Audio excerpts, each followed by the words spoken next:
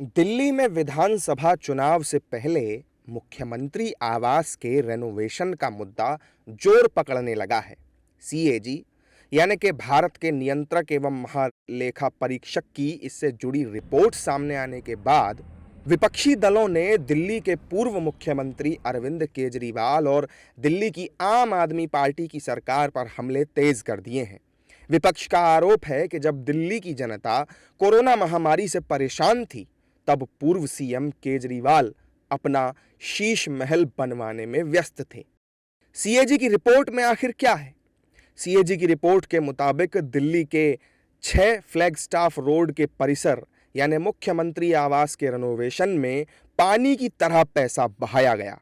इस कार्य को वर्ष 2020 में प्रस्तावित किया गया था, जो कि 2 साल बाद 2022 में पूरा हुआ था। रेनोवेशन के लिए प्रारंभिक अनुमानित खर्चा 7.91 करोड़ रुपए का बताया गया था, जिसे वर्ष 2020 में 8.62 करोड़ में पूरा कराने की मंजूरी दी गई थी। इसकी जिम्मेदारी लोक निर्माण विभाग यानी पीडब्ल्यूडी को सौंपी गई थी और जब 2 साल बाद सीएम आवास के रेनोवेशन का काम पूरा हुआ था, तब इसकी कुल लागत 33.66 करोड़ रुपए थी। यानी कि प्रस्तावित राशि से करीब 4 गुना अधिक रकम दिल्ली के मुख्यमंत्री आवास को चमकाने में खर्च की गई थी।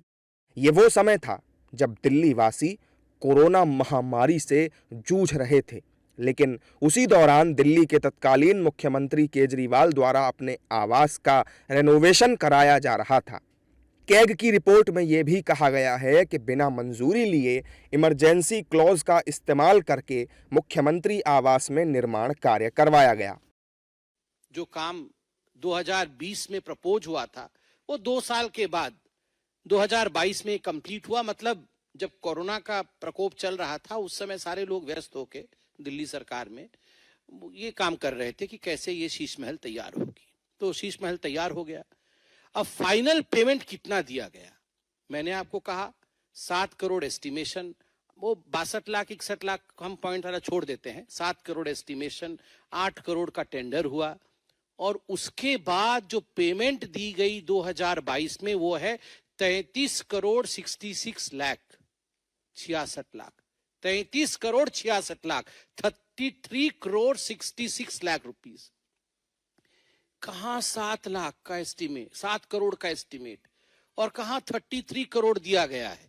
मतलब जो एस्टीमेटेड कॉस्ट 7 करोड़ का था, उससे 342.31% अधिक पेमेंट किया गया और जो टेंडर्ड अमाउंट था 8 करोड़ का, उससे 290.49% का ऊपर पेमेंट किया गया। आप सोचिए, इतना घोटाला तो हमने कहीं नहीं सुना होगा, वो भी एक हवेली के पीछे। कैग के मुताबिक दिल्ली से सीएम आवास के रेनोवेशन में जो 33.66 करोड़ रुपए खर्च किए गए हैं, उसमें से 18.88 करोड़ रुपए उन वस्तुओं और कार्यों पर खर्च किए गए जिन्हें ऑडिटर ने विलासिता, कलात्मक और सजावटी बताया है। पीडब्ल्यूडी ने इन्हें अतिरिक्त वस्तुओं के रूप में बताया था। किस मद में कितनी रकम खर्च की गई? सीएजी रिपोर्ट के मुताबिक सीएम आवास की साज सज्जा और पुनर्निर्माण में अनाप शनाप रकम खर्च की गई, जैसे कि TV console, mini bar unit, sofa, bed, gym के सामान, centre table, study table, dining chair, carpet, mirror जैसे लग्जरी आइटम्स पर 1 करोड़ 87 लाख रुपए से ज्यादा की रकम खर्च की गई। टीवी कंसोल 20,34,200 रुपये, मिनी बार यूनिट 4,80,052 रुपये, एल शेप सोफ़ा 11,20,656 रुपये, कर्व्ड सोफ़ा 2,39,223 रुपये, जिम के उपकरण 18,52,155 रुपये, किचन का सामान 39,08,846 रुपये, सिल्क कारपेट 16,27,690 रुपये, सेंटर टेबल 6,21,337 रुपये, बेड और गद्दे 9,26,386 रुपये, फॉक्स लेदर क्लेडिंग 5,45,878 रुपये, टीक के मिरर 2,39,223 रुपये, स्पा में वैनिटी यूनिट 4,09,408 रुपये, टीवी यूनिट 4,01,381 रुपये, स्टडी टेबल 5,92,437 रुपये, स्टडी चेयर्स 1,55,735 रुपये, स्टडी शेल्फ 2,85,783 रुपये, वहीं डाइनिंग चेयर्स 3,72,481 रुपये। इसके अलावा मुख्यमंत्री आवास के रेनोवेशन के दौरान कई कार्यों में स्वीकृत राशि से बहुत ज्यादा रकम खर्च की गई, जैसे कि शुरुआत में फ्लोर पर टाइल्स लगाना प्रस्तावित था और इसके लिए 5.5 लाख रुपए खर्च होने थे, लेकिन लगाया गया 14 लाख रुपए से ज्यादा का इटालियन मार्बल स्टोन, यानी 9 लाख रुपए से अधिक अतिरिक्त खर्च किए गए। इसी प्रकार से दीवारों पर टाइल्स के लिए 20,88,000 का बजट निर्धारित था, लेकिन दीवारों पर लगाया गया मार्बल स्टोन जिसकी लागत आई 66,89,000 रुपये, यानी इस पर करीब 46 लाख रुपए ज्यादा खर्च किए गए। बाथरूम में शॉवर लगाने का एस्टिमेट पहले 4,38,000 रुपये का था, लेकिन इसमें खर्च किए गए 8,39,000 रुपये, यानी करीब 4 लाख रुपए अधिक खर्च किए गए।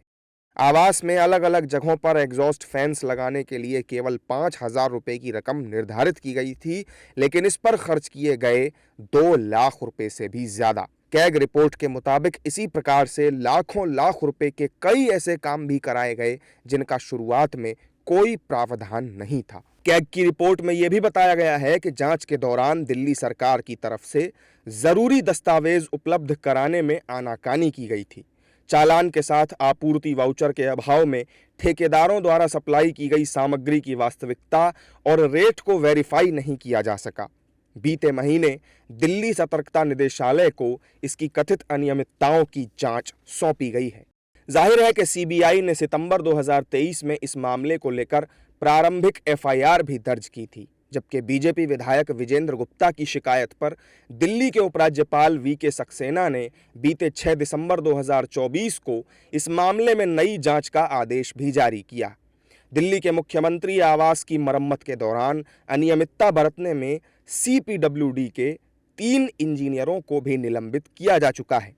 हालांकि आम आदमी पार्टी ने कैग की इस रिपोर्ट को चुनावों में असल मुद्दों से ध्यान भटकाने की साजिश बताया है, लेकिन इसमें कोई शक नहीं है कि दिल्ली विधानसभा चुनाव से पहले बीजेपी और कांग्रेस दोनों के हाथ एक बड़ा मुद्दा जरूर लग गया है।